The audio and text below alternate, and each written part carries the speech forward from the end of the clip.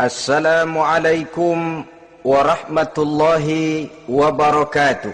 Waalaikumsalam warahmatullahi wabarakatuh.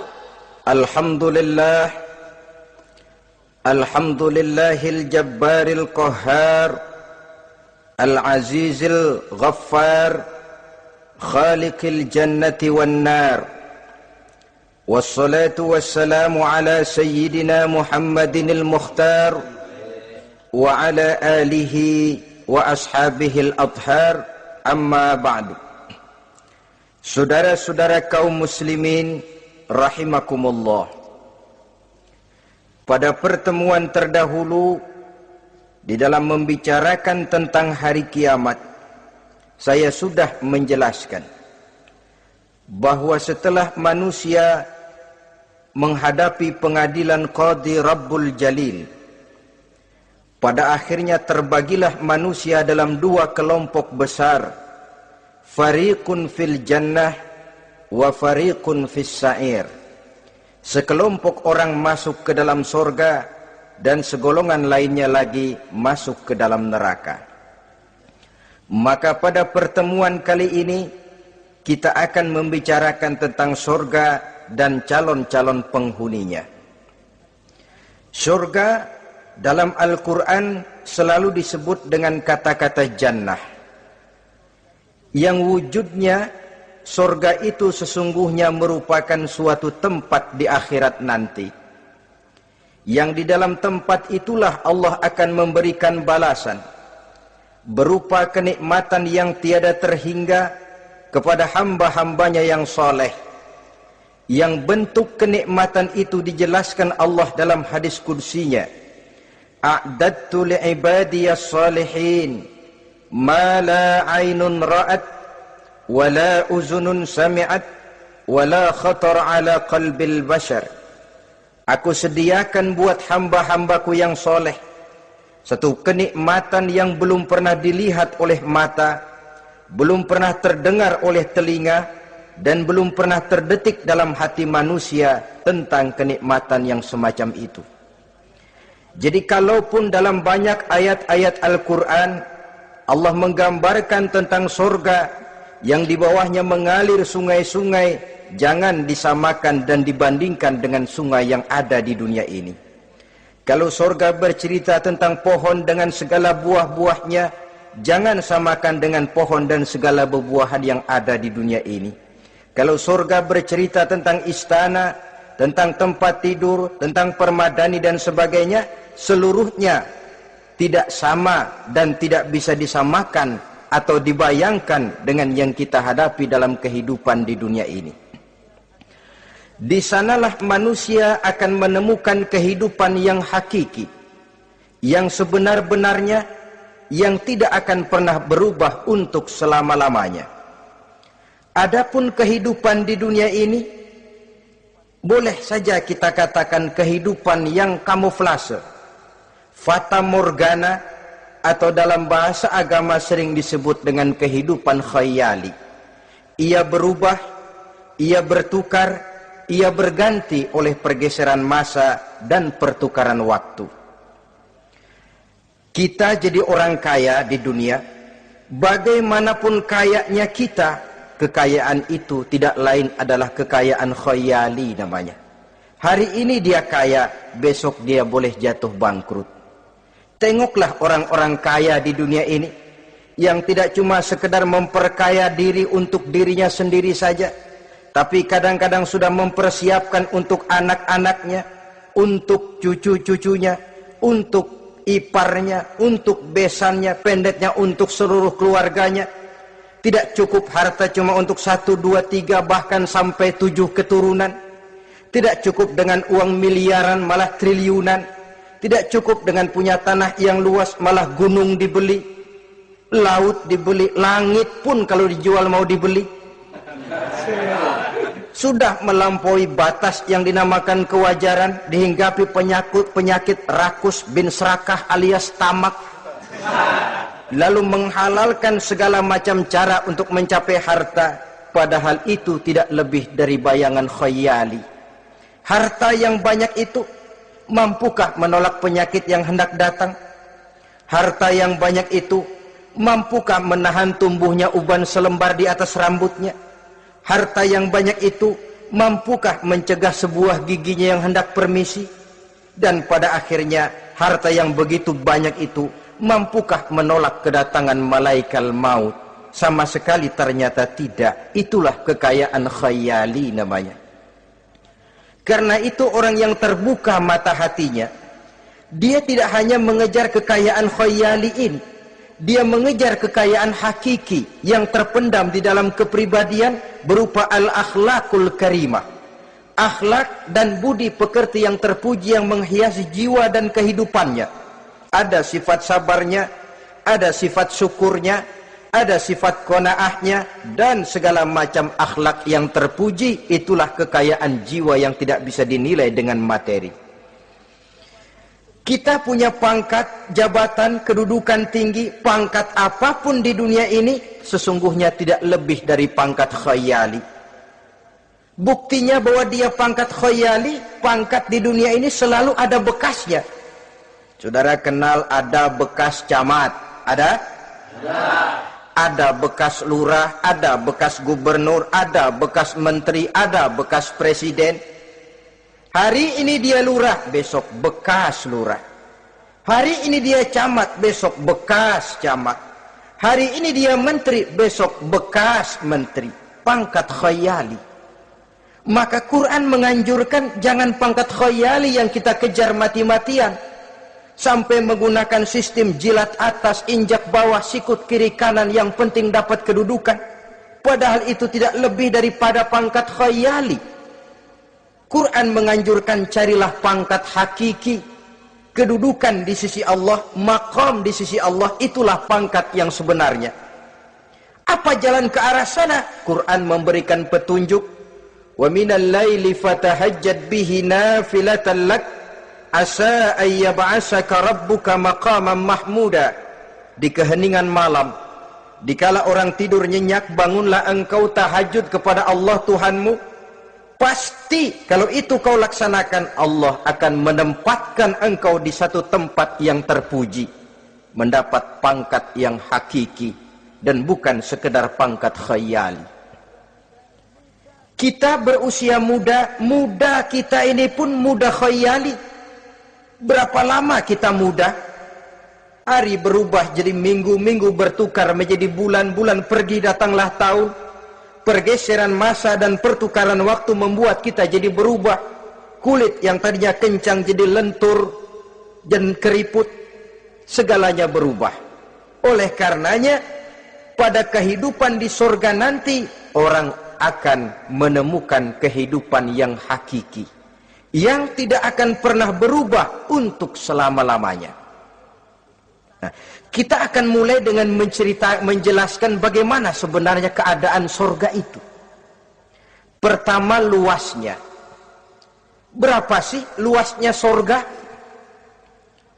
Dengan logika, sekarang ini dunia dihadapi dengan kekhawatiran terhadap peledakan penduduk yang nyaris tidak terkendali.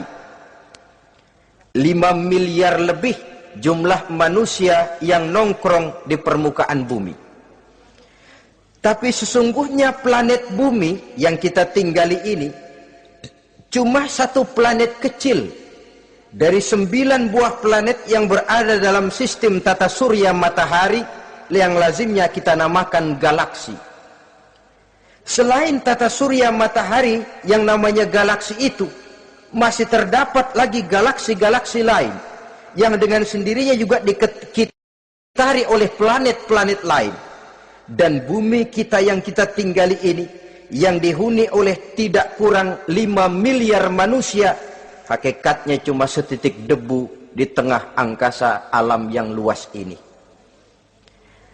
Oleh karenanya, di dalam surah Ali Imran ayat 173, ayat 133, Allah Subhanahu wa taala menjelaskan, "Wasari'u ila maghfiratin min rabbikum wa jannatin 'arduha as-samawati wal ardu u'iddat lil muttaqin."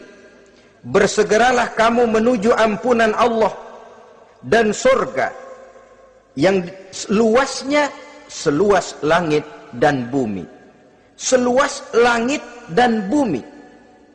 Sedangkan langit oleh mata telanjang ini kan tidak pernah kelihatan. Yang nampak oleh kita biru di atas itu cuma batas titik pandangan manusia yang terjauh. Dan konon itu adalah refleksi sinar matahari yang menyentuh air laut, melahirkan warna biru.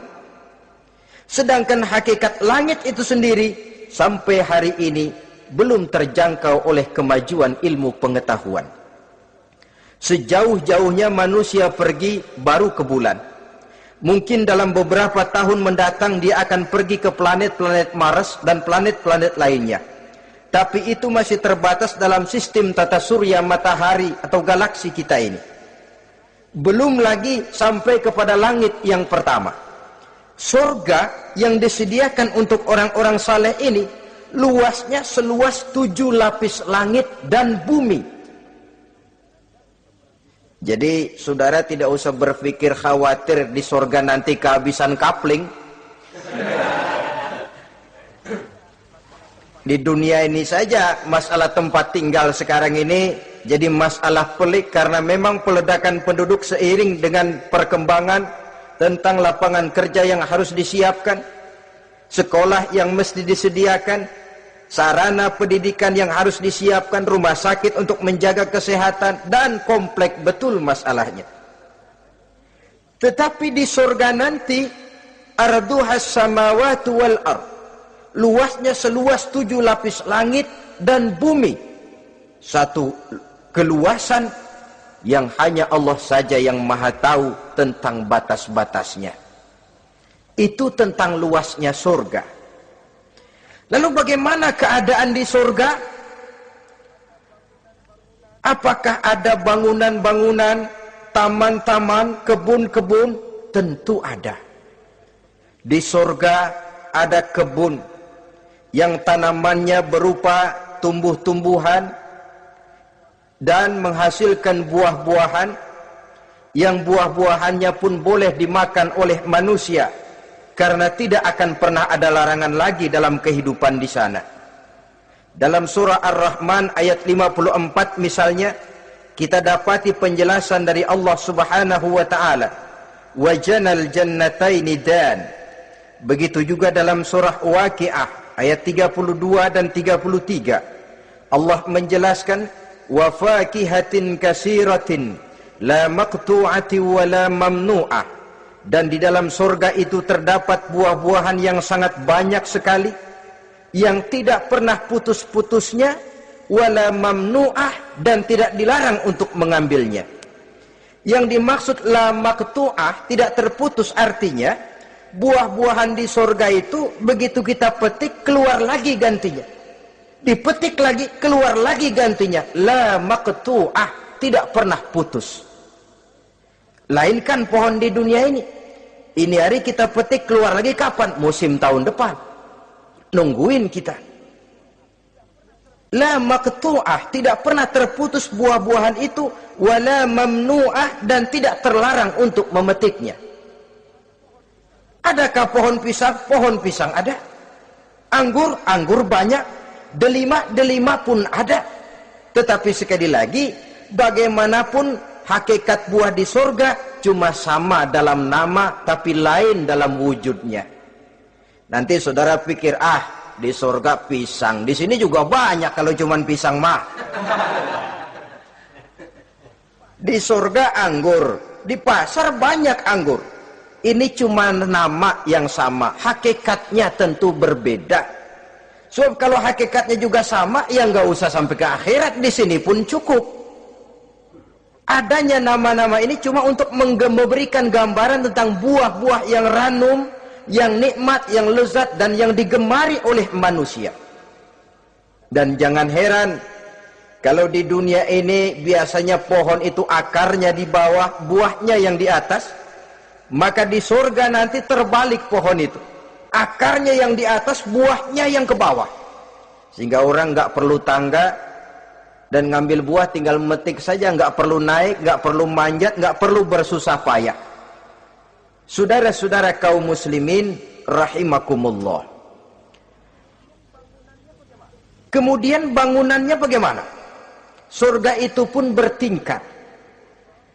Di dalam Al-Furqan ayat 10 Allah subhanahu wa ta'ala menjelaskan, Tabarakallazi in sya'a ja'ala laka khairan min dhalik jannatun tajri min tahtihal anhar wa yaj'al laka kusura.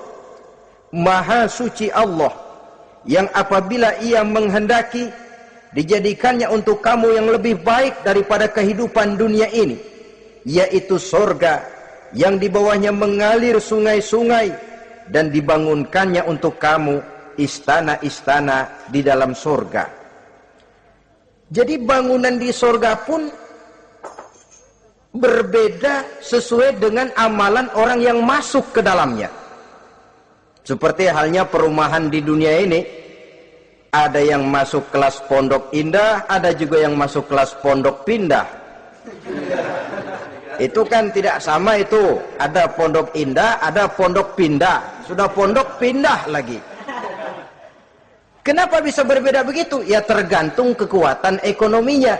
Makin tinggi nilai kekuatan ekonominya, makin mampu dia mendirikan istana di dunia. Tapi di surga nanti, yang bikin mampu bukan ekonomi. Yang bikin mampu adalah amalan pada waktu hidup di dunia. Makin banyak amalnya, dengan sendirinya makin baguslah istananya di surga. Tetapi yang namanya surga, dapat empernya juga sudah lumayan betul itu. Seemper-empernya surga masih jauh lebih baik daripada sebagus-bagus istana di dunia ini. Taj Mahal, bangunan yang mengagumkan. Istana Raja Persia, bangunan yang menggiurkan. Sehebat-hebatnya istana dunia, masih jauh lebih mending empernya surga. Konon ya, menurut satu riwayat, baunya surga itu sudah bisa dicium 40 tahun perjalanan. Menurut riwayat lain 500 tahun perjalanan. Menurut riwayat satu lagi 70 tahun perjalanan. Baunya surga sudah dapat dicium oleh manusia. Saudara-saudara kaum muslimin rahimakumullah. Nah, di dalam bangunan-bangunan surga itu, seperti halnya terdapatlah kamar-kamar ghuraf dalam istilah Quran itu, yang juga berisi divan, ranjang, tempat-tempat tidur yang indah-indah, dilengkapi dengan kasur-kasur yang tebal dan empuk, bantal dan permadani yang daripadanya bertahtakan emas. Terulah tempat tidur paling menggiurkan kita zaman sekarang ini yang namanya Dunlopillow atau Alga Spring Bed. Sejauh itu bayangan kita menggambarkan masih belum apa-apanya ketimbang tempat tidur yang ada di surga itu nanti. Saudara-saudara kaum muslimin, apakah juga penduduk surga makan, minum, memakai pakaian? Iya. Mereka akan beroleh gelas, piala, kendi, cerek, dan piring-piring yang terbuat dari emas dan perak. Tentu tidak usah gambarkan lagi macam emas dan perak di dunia. Emas dan peraknya akhirat, saudara-saudara. Tetap saja mala ainun ra'at, wala uzunun sami'at, wala khatara fi qalbil bashar. Belum pernah dilihat mata, belum pernah didengar telinga, dan belum pernah terdetik dalam hati manusia tentang wujud yang semacam itu. Apa pakaian mereka? Pakaian penduduk surga dari sutra yang lembut dan tebal, berwarna hijau. Kemudian saudara-saudara, sungai juga mengalir di sana. Mata airnya antara lain berwarna jernih, ada yang air susu, ada yang sungai madu, ada yang khamar atau sungai arak, dan penduduk surga boleh meminumnya, tidak ada larangan sama sekali. Timbul pikiran konyol, kalau di surga orang pada minum arak, apa banyak yang teler di surga? Ya tentu tidak. Sebab di sana saya katakan tadi kehidupan yang hakiki. Segalanya diperbolehkan, segalanya dipersilahkan. Nah, lalu untuk masuk ke surga itu apa melalui pintu? Memang melalui berbagai macam pintu. Dan ada pintu-pintu khusus yang tidak boleh dimasuki orang lain. Sayyidina Abu Bakar Siddiq radhiyallahu an pernah bertanya tentang hal itu kepada baginda Nabi. Ya Rasul, apakah di surga ada pintu-pintu khusus? Ada, Abu Bakar. Ada di dalam surga itu pintu yang namanya Rayyan. Tidak boleh masuk ke pintu itu melainkan orang-orang yang puasa. Orang-orang yang rajin puasa, mereka akan masuk ke surga melalui satu pintu yang dinamakan Babur Rayyan atau pintu Rayyan. Ada pintu jihad, yang masuk lewat itu hanya mereka orang-orang yang waktu di dunia sepanjang hidupnya berisi jihad, menegakkan dan meninggikan kalimat Allah. Ada Babus Sadaqah, pintu yang hanya boleh diliwati oleh orang-orang yang rajin bersedekah, ringan tangan dalam memberikan bantuan kepada orang-orang yang memang memerlukannya. Dan setiap orang melalui pintu yang sesuai dengan amalannya masing-masing. Ketika itu Abu Bakar bertanya, ya Rasul, apa ada orang yang dipanggil dari tiap pintu? Tiap pintu manggil dia. Kata Nabi, ada Abu Bakar, dan saya doakan kau masuk salah satu di antara orang yang dipanggil dari tiap pintu. Ini orang multi komplek ini. Puasa, dia ahli puasa. Soal jihad, sepanjang hidupnya dia jihad. Sedekah memang tangannya pemurah.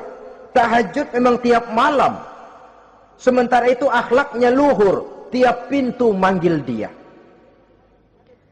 Dalam hadis ada juga perempuan yang bernasib baik. Dijelaskan oleh Nabi, Iza sallatil mar'atu khamsaha wa shamat sahraha wa hafizat farjaha wa ata'at zawjaha qila laha udkhuli min ayyi abwabil jannati syi'ti. Apabila seorang perempuan dia kerjakan solat yang 5 waktu, dia puasa di bulan Ramadan, dia jaga kehormatan dirinya, kemudian dia taat kepada suaminya, di akhirat nanti dikatakan kepada perempuan tadi, wahai perempuan, udkhuli min ayyi abwabil jannati syi'ti. Masuklah kamu ke dalam surga dari pintu mana saja yang kamu mau. Disuruh pilih, saudara-saudara. Lah kalau kita waktu di dunia ini tidak ada keistimewaan amal, bingung mau masuk pintu mana. Ramadan puasanya kayak gendang. Depan doang sama belakang, penutupan sama pembukaan, peserta kehormatan. Tengah-tengahnya kosong. Nanti mau masuk pintu Rayyan, ditanya, ini pintunya orang yang puasa. Kamu puasa Ramadan? Puasa juga sih. Puasa juga sih bagaimana? Iya, pembukaan mau penutupan. Tengahnya kosong, nggak bisa lewat pintu sini. Cari pintu lain saja. Mau masuk kita lewat pintu jihad. Ditanya lagi, kamu lewat sini apa merasa pernah berjuang membela agama waktu di dunia? Mau lewat pintu solat, apa kau termasuk orang yang konsekuen menjaga solat? Bersyukurlah kita kalau tiap pintu memanggil. Kalau tidak, adalah salah satu amal kita yang menunjukkan keistimewaan kita. Karena itu beramal nggak perlu banyak, yang penting rutinnya, istiqomahnya. Ahabbul a'mali indallah adwamuha wa in qalla. Amalan yang paling dicintai Allah yang dikerjakan secara tuntas walaupun tidak banyak.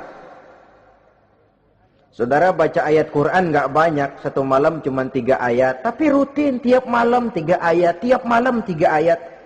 Itu lebih dicintai Allah daripada sekali ngaji 1 juz, terus 3 bulan nggak ngaji-ngaji. Lebih baik yang sedikit-sedikit ini tapi rutin, dia akan menjelma menjadi amalan yang banyak daripada sekalinya banyak lalu ke belakangnya malah tidak ada sama sekali. Hendaknya ada amalan-amalan kita yang menunjukkan keistimewaan dan kelak akan menjadi pintu yang kita tempuh di surga nanti. Apabila kita sudah melalui pintu-pintu surga itu dan tinggal di dalamnya, dengan pakaian, dengan perhiasan, dengan makanan dan minuman sebagai yang saya sebutkan tadi, maka kita pun dalam kehidupan di sana akan dilayani oleh pelayan-pelayan muda. Yatufu alaihim wildanun mukhalladun. Pelayan-pelayan yang muda itu keliling melayani apa keperluannya dan tidak pernah tua pelayan itu, sebagaimana kita pun tidak akan pernah tua. Pendeknya sudah jadi king of king di surga itu. Jadi raja di raja. Fasilitas serba cukup, apa yang kita mau tersedia, tidak ada larangan dan pelayan seperlunya diberikan kepada kita. Nah, bagaimana keadaan penduduk surga? Dari Imam Turmuzi dijelaskan satu hadis, berkata Hasan al-Basri, Ahlul jannati kulluhum abna'u salasa wa salasin sanah. Mereka rata-rata orang-orang muda penduduk surga itu. Umurnya tidak lebih 33. Ya, muda-mudanya, cakep-cakepnya, ganteng-gantengnya. Pantas kalau satu hari ada perempuan tua menghadap Rasul. Ya Rasul, saya ahli ibadah. Saya beriman kepada Allah. Saya cinta kepada Islam, apakah saya akan masuk surga ya Rasul? Nabi senyum, enggak bu, nenek-nenek enggak masuk surga. Itu perempuan nangis sejadi-jadinya. Ya Rasul, kalau gitu sia-sia tahajud saya, sia-sia puasa saya, sia-sia segala macam ibadah saya. Nenek-nenek enggak masuk surga ya Rasul, sayang benar segalanya ini. Rasul kemudian menghampiri perempuan tadi, Bu, kalau yang ibu bilang itu benar, ibu masuk surga. Cuman di sana ibu balik muda lagi. Kulit nggak kempot kayak begitu. Rambut nggak putih macam begitu. Ibu nanti di surga bakal jadi muda lagi. Salasa wa salasin, umur 33 tahun. Rata-rata seluruh penduduk surga umurnya begitu. Tidak ada yang tua, tidak ada yang anak-anak, tidak ada yang remaja, rata-rata segitu. Nah, lalu bagaimana? Di surga hati mereka menjadi satu. Di antara sesama penduduk surga. Tidak ada yang iri hati. Tidak ada yang punya sifat dendam. Itu keadaan di surga. Walaupun bertetangga, yang satu bisa mengunjungi yang lain, yang satu bisa nengokin yang lain. Tapi tidak ada sikap iri hati dan dengki. Tidak ada yang satu datang ke tempat saudaranya di surga, loh kapling lo lebih luas dari gua nih, nggak adil Tuhan. Tidak ada. Semuanya hati sudah menjadi satu, tidak ada dendam, tidak ada iri hati. Kan jauh bedanya dengan kehidupan di dunia ini toh. Kadang-kadang di dunia ini begitulah romantikanya. Kita melarat, disuraki orang, kita sedikit kaya, diselidiki orang. Ada saja yang iri, ada saja yang hasut, dan selalu mencari cara untuk menjatuhkan kita. Di surga, hal semacam itu tidak akan kita temui. Orang tidak punya sifat iri hati dan dendam. Lalu bagaimana lagi keadaan penduduk surga itu? Mereka selalu merasa senang dan bahagia. Tiap hari, tiap saat yang dirasakan cuma itu saja. Tidak diselingi seperti kehidupan di dunia ini, di mana senang berseling dengan susah, bahagia berganti dengan derita, ada senyum bahagia, ada tangis menahan derita. Itu romantika kehidupan di dunia. Di akhirat itu tidak akan pernah ditemui dalam surga nanti. Orang selalu merasa senang karenanya di sana tidak ada keluh kesah, tidak ada orang yang murung. Tidak ada orang yang narik napas panjang sambil menghitung bintang di langit. Selalu merasa senang dan selalu merasa bahagia. Lalu bagaimana kondisi fisik mereka? Di surga tidak ada orang yang cacat. Baik ia cacat rohani ataupun cacat jasmani. Seperti yang kita temui di dunia ini, ada saja cacatnya. Kadang-kadang jasmani sehat, rohaninya sakit. Kadang-kadang rohaninya bagus, jasmaninya cacat. Di surga, orang sempurna, komplit, cukup. Tidak ada yang cacat rohani ataupun yang cacat jasmani. Kalau dalam kehidupan di dunia ini mereka cacat, bagaimana? Mereka akan utuh dan sempurna apabila masuk ke dalam surga. Dan di surga, sungguh pun mereka makan, sungguh pun mereka minum, mereka tidak akan pernah buang air, baik air besar maupun air kecil. Sebab kalau makan dan minum di surga harus buang air, tentu malaikat harus menyediakan WC. Dan kalau surga sudah ada WC, tentu tinja yang repot. Saudara-saudara kaum muslimin, tidak buang air juga tidak buang angin. Dan tidak sakit, tidak terkena penyakit. Penyakit apapun namanya, sudah di surga itu daerah bebas penyakit. Jadi barangkali kalau keluar ke halaman surga nggak pakai baju masuk angin, tidak. Di sana repot nyari duit kerokan. Segalanya sempurna, segalanya cukup. Lalu bagaimana kalau tiap saat mereka makan, tiap saat mereka minum tapi tidak buang air? Konon keringat yang keluar dari mereka, tubuh mereka, dan keringat yang keluar itu mengandung bau kasturi yang amat sangat harum baunya. Saudara-saudara, kemudian penduduk surga itu oleh Allah diberikan teman hidup yang namanya bidadari, makhluk Allah yang teramat sangat cantiknya, yang tidak bisa kita bayangkan macam apa cantiknya.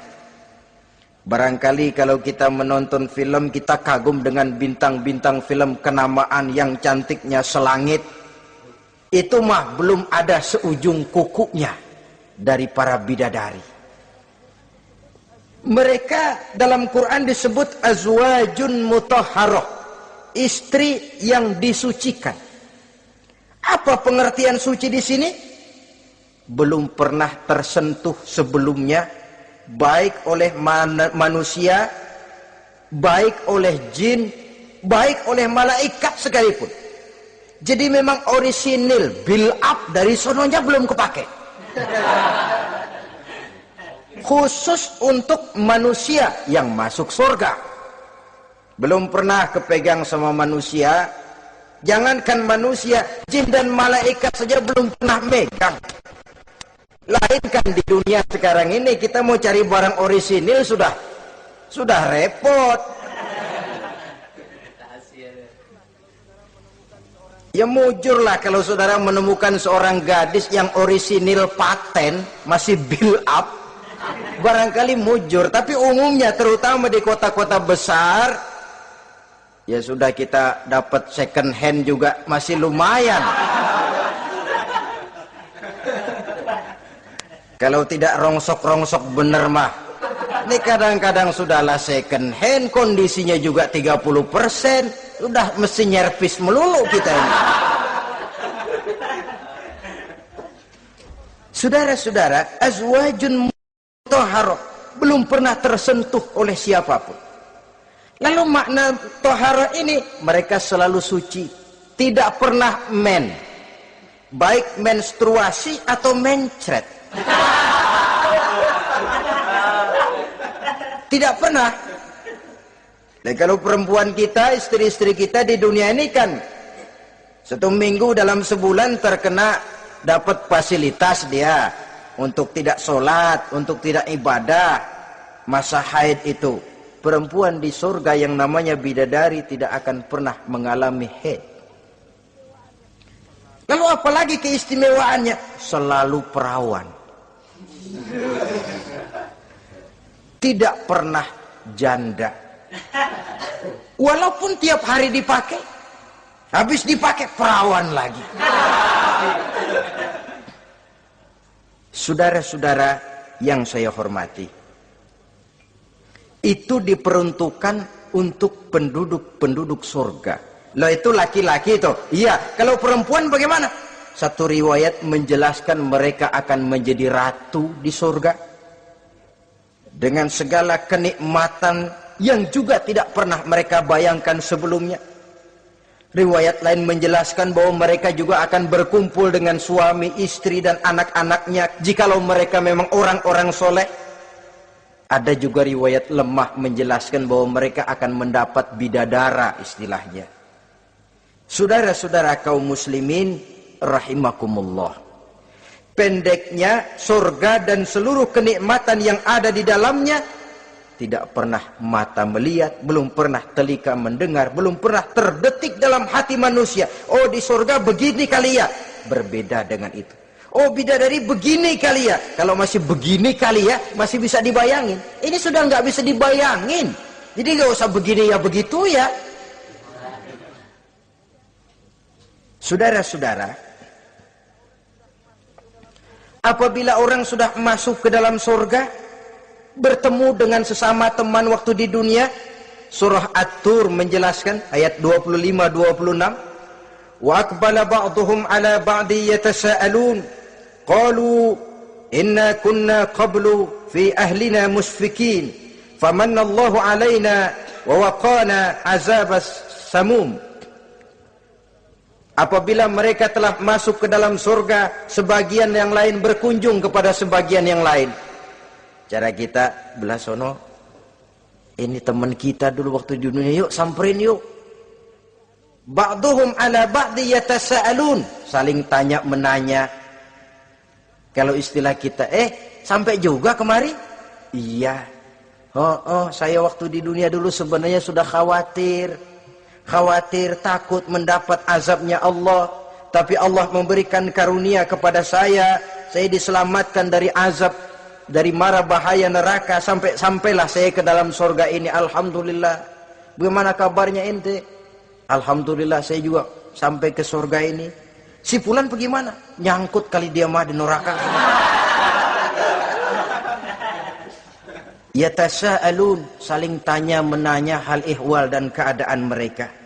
Tapi satu hal yang jelas saudara-saudara, di surga nanti itu tidak ada perkataan yang sia-sia, tidak ada ucapan kotor, tidak ada omongan keji, dan tidak ada omongan kosong. Tidak ada omongan yang sia-sia, ucapan-ucapan yang kotor, mencaci maki, itu tidak ada.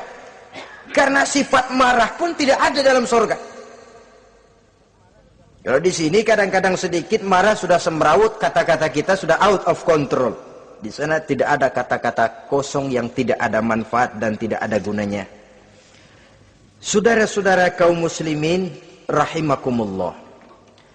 Kemudian yang terakhir, kita akan membicarakan apa saja nama-nama surga itu dan siapa calon orang-orang yang masuk ke dalamnya. Pertama, yang dinamakan Jannatul Firdaus atau surga Firdaus. Surga Firdaus ini oleh Allah Subhanahu wa taala disediakan untuk orang yang dijelaskan dalam surah Al-Mu'minun ayat 1 sampai dengan 11. Qad aflahal mu'minun, beruntunglah orang-orang yang beriman. Jadi kalau saudara ingin dapat kapling di tempat yang namanya Firdaus, itu boleh pesan mulai sekarang. Nafas masih ada, Allah masih memberikan kesempatan untuk hidup, pesan tempat dari sekarang. Apa harga karcisnya? Pertama, qad aflahal mu'minun, harus beriman. Ini syarat mutlak. Tidak beriman, gak usah minta karcis. Minggir. Ini karcis pertama harus untuk orang yang beriman. Setelah itu yang kedua apa? Allazina hum fi salatihim khashi'un. Mereka yang khusyuk di dalam solatnya. Jadi untuk mendapat tiket ke surga Firdaus itu setelah beriman khusyuk di dalam solat. Artinya khusyuk tarkul ghair li ajlil amal. meninggalkan yang lain dan hanya memfokuskan diri kepada satu pekerjaan yang sedang dihadapi. Kalau kita makan sambil ngobrol, itu namanya makannya nggak khusyuk, sebab ada sambil ngobrolnya. Nah, sholat yang khusyuk, sholat yang di dalamnya tidak berisi yang lain kecuali sholat itu, meninggalkan yang lain dan hanya memfokuskan diri saja untuk melaksanakan suatu amalan. Dan sholat khusyuk itu berat. Kadang-kadang waktu mau sholat kita nggak ingat apa-apa, begitu sudah masuk takbir yang kita lupa malah kita ingat. Itu kurang ajarnya iblis. Mau sholat nyari dompet nggak ketemu, begitu takbir, aduh dompet di atas meja. Ini kalau sembahyang lama-lama digerataki orang nanti nih, mulai kocar kacir sholat kita. Makanya kata Imam Nawawi, sudah dinamakan khusyuk untuk tingkatan orang awam kalau pada waktu takbir dia ingat Allah. Segitu aja dulu dah tingkatan orang awam itu. Sebab yang namanya khusyuk itu hudurul qalbi wa sukunul jawarih. Hatinya ikut sholat, anggota badannya tenang tentram di waktu sholat, khusyuk. Kalau waktu sholat garuk sono, garuk sini, kaki ketekas ketekus, itu sudah anggota badannya nggak khusyuk. Atau anggota badannya tenang tentram, nggak gerak-gerak, cuma hatinya ngayab kemana-mana. Badannya di musola, hatinya di pasar. Itu juga nggak khusyuk. Dan itu berat. Karena itu, ini syarat kedua untuk mendapat tiket ke Firdaus. Imam Ali saja pernah dites oleh Rasul. Ya Ali, saya ya Rasul, kalau kau bisa sembahyang khusyuk, aku boleh kasih kau serban. Kamu boleh pilih yang hijau apa yang putih nanti. Baik ya Rasul, sembahyang beliau 2 rakaat. Selesai salam ditanya, yang mana sorbannya Li? Kata Imam Ali, yang hijau ya Rasul. Belum nengok udah yang hijau ya Rasul. Kata Nabi, kalau begitu ente nggak khusyuk Li. Kenapa? Mungkin tadi waktu sujud mikirin, ntar kalau gua ditawarin milih yang hijau aja dah. Belum nengok sudah menjawab. Saudara-saudara, yang ketiga, wallazina hum 'anil lagwi mu'ridun. Orang-orang yang menghindarkan diri dari ucapan dan perbuatan yang sia-sia, yang tidak ada gunanya. Ini tiket yang syarat yang ketiga untuk mendapat tiket ke Firdaus itu, menghindarkan diri baik dari ucapan ataupun perbuatan yang sia-sia, yang tidak ada nilainya baik dalam pandangan manusia, lebih-lebih lagi dalam pandangan Allah. Yang keempat, wallazina hum lizzakati fa'ilun. Mereka yang aktif membayar zakat. Kemudian yang kelima, wallazina hum lifurujihim hafizun illa ala azwajihim aw ma malakat aymanuhum fa innahum ghairu malumin. Orang-orang yang memelihara kehormatan dirinya kecuali kepada istrinya atau kepada budak sahayanya, pandai mengendalikan nafsu, tidak terperosok memperturutkan syahwatnya. Yang keenam, wallazina hum li amanatihim wa ahdihim raun. Orang yang pandai menjaga amanah dan pandai menepati janji. Saudara-saudara, kalau janji ditepati, sebab janji adalah hutang. Yang ketujuh, wallazina hum ala salawatihim yuhafizun. Mereka juga selalu memelihara, tidak cuma sekedar khusyuk, tapi memelihara solat dengan baik.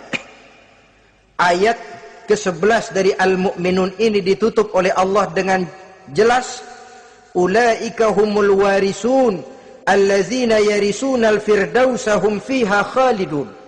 Mereka itulah para ahli waris yang akan menerima warisan berupa surga Firdaus dan mereka kekal di dalamnya. Kalau tadi sudah kita tangkap bahwa begitu besar kenikmatan yang ada di dalam surga, ternyata barang yang mahal memang tidak mudah untuk didapat. Saudara-saudara, inilah surga Firdaus. Adapun yang kedua, nama surga itu disebut dalam Quran Jannatu Adnin, surga Aden. Untuk siapa mereka?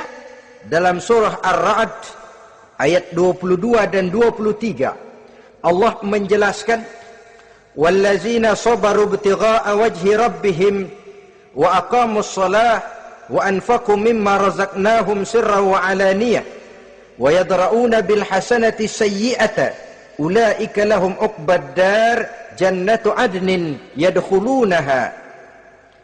Dan orang-orang yang sabar, wallazina sabaru, orang-orang yang sabar.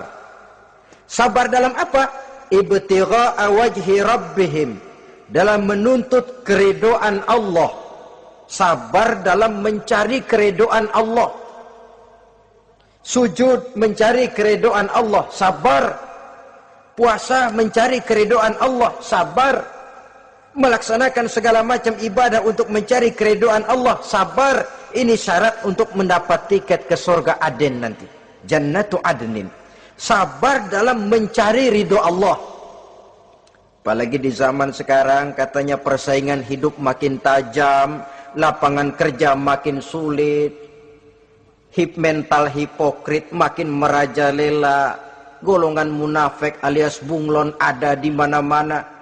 Kalau nemplok di daun kuning warnanya kuning, hinggap di daun hijau dia jadi hijau, nempel di dahan coklat jadi coklat. Menjilat ke sana kemari. Bukan untuk mendapat ridho Allah kadang, tapi untuk mendapat ridho atasannya, mendapat restu atasannya. Ini kan realita dalam kehidupan. Saudara-saudara, mencari muka.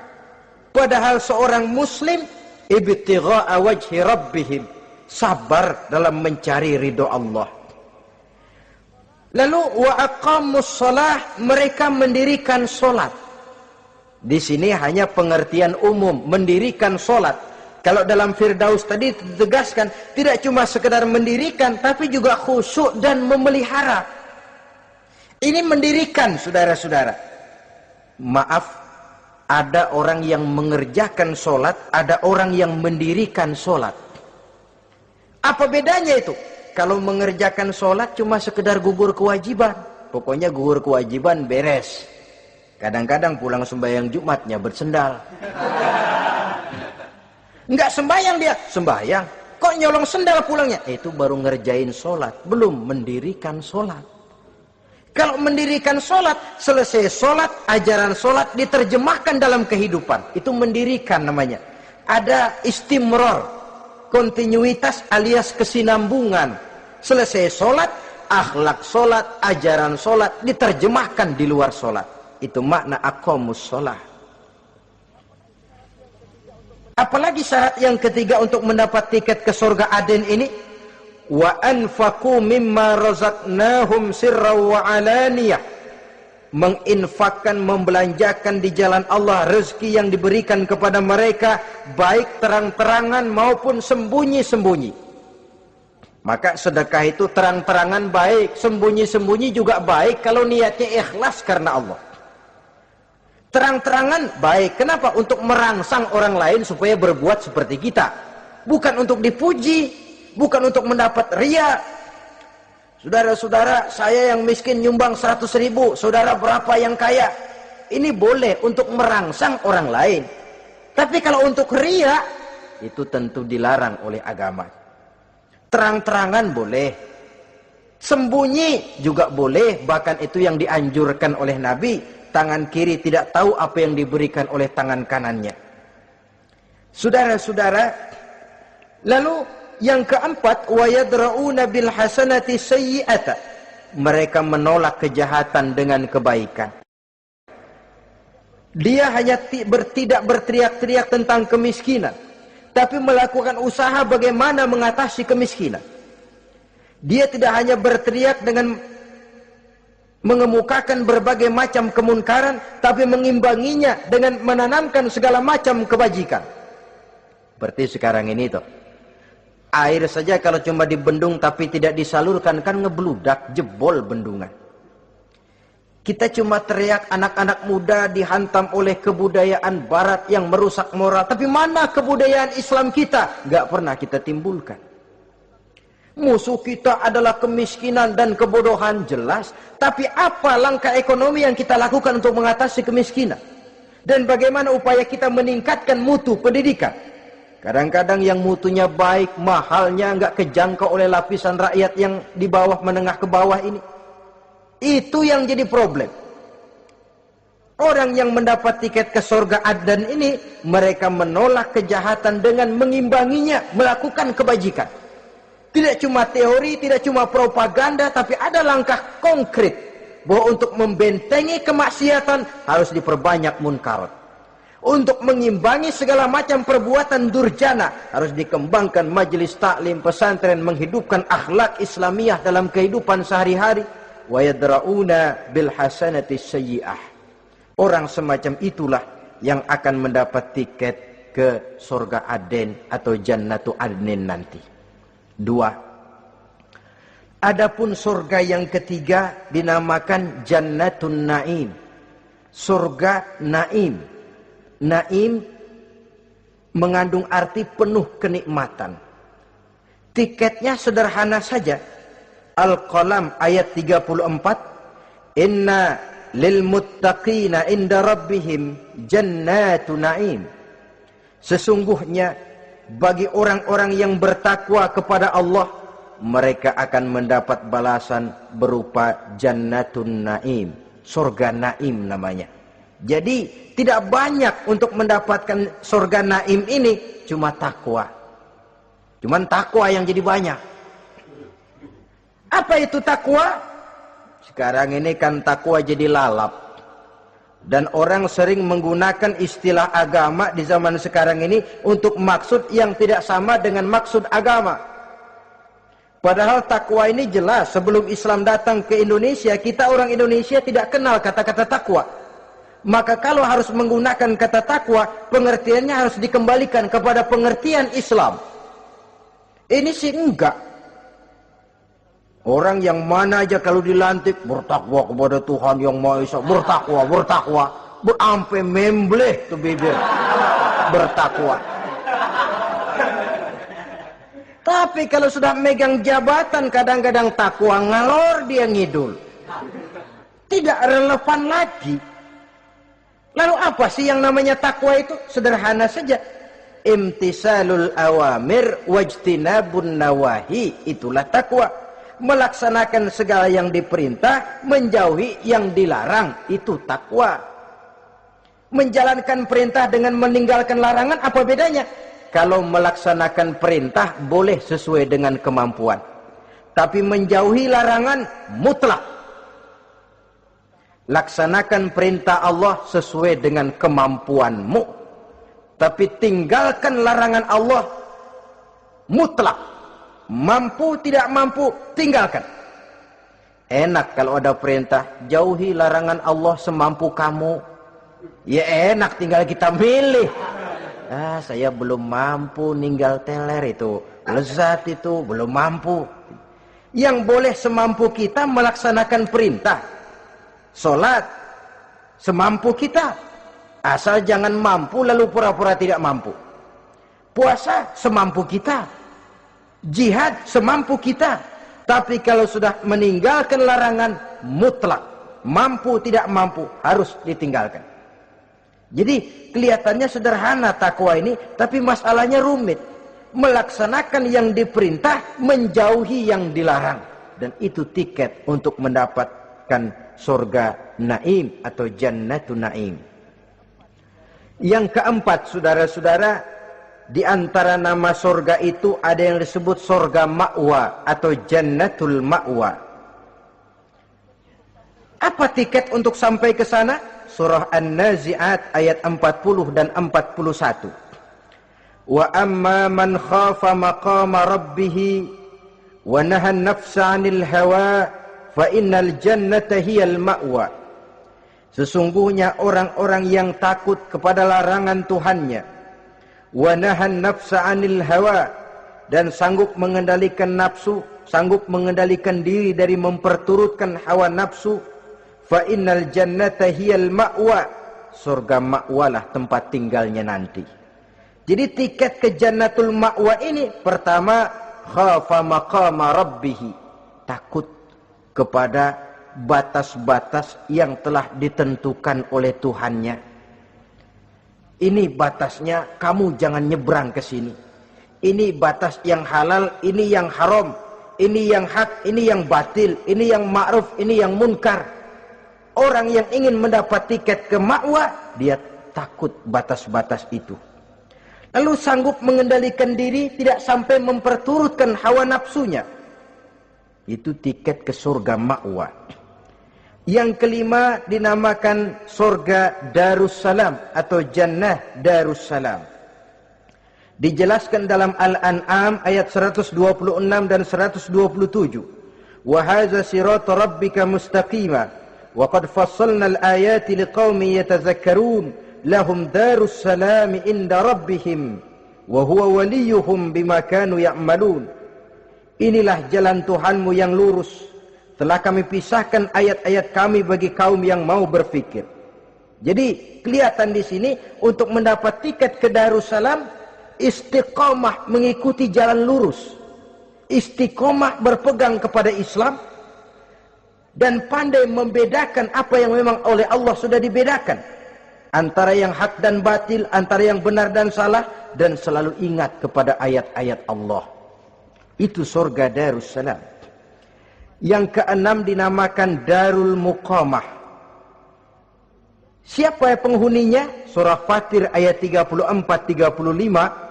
Wa qalu alhamdulillahillazi azhaba 'anna al-hazan inna rabbana laghafurun syakur allazi ahallana darul muqamah min fadlihi la yamassuna fiha nasabun wa la yamassuna fiha lughub. Yaitu orang-orang yang senantiasa bertahmid, memuji kebesaran Allah Subhanahu wa ta'ala. Mereka akan mendapatkan Darul Muqamah. Yang ketujuh dinamakan surga Maqamul Amin.